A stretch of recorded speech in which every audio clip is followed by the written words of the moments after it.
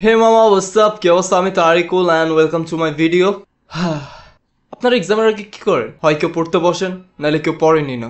Yes, কিন্তু আমি হচ্ছে এমন এক ব্যক্তি যে নিজে পড়ি না আর যারা পড়ে তাদেরকে গুতাই যেন না পড়ে। আবার যারা একদমই পড়তে বসে না ওদেরকে জ্ঞান দিই পড়তে বসার জন্য। আচ্ছা, বড়রা কি জ্ঞান দেয় পড়ালেখা নিয়ে? যদি পড়ালেখা ভালো করে তাহলে হচ্ছে সে ভালো গাড়ি বাড়ি সবকিছু করতে পারবে। কিন্তু আমি আমার ফ্রেন্ডসদেরকে যে জ্ঞান দিই পড়ালেখা নিয়ে, তোরা যদি ভালো করে পড়ালেখা করস তাহলে হচ্ছে তোরা সুন্দরী মেয়ে পাবি, সাথে সুন্দরী বউ পাবি, আর সাথে তোদের শালিকেও ফ্রিতে দিবে। ওটা আমাকে দিয়ে দিস। তাহলে তুই কেন পড়তে বসস না? Fuck you. আপনারা ভাবতেছেন কেন আমি এক্সাম নিয়ে কথা বলতেছি? বিকজ আমার কালকে এক্সাম, কিছু পারি না, কিছু পড়ি নাই। পারলে কেউ একটু চিটিং টিপস দিয়েন প্লিজ। সো এক্সাম শুরুর আগে যে ভালো স্টুডেন্ট সেও পড়ে, যে খারাপ স্টুডেন্ট সেও অন্তত বইটা একটু খুলেও পড়ে।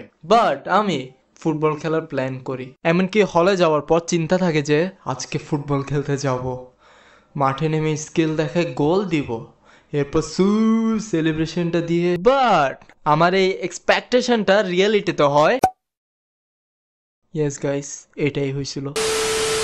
আজকে তারিকুল ভাইয়ের জন্য ম্যাচটা হারছি। আমার জন্য? আমাকে তো মাঠে নামতেই দাও নাই। যাই হোক, আপনার দোষ। তো গাইস, ভিডিওটা এইটুকুই ছিল। বিকজ অন্তিক ভাই বলছে সার্টিফিকেট দিবে।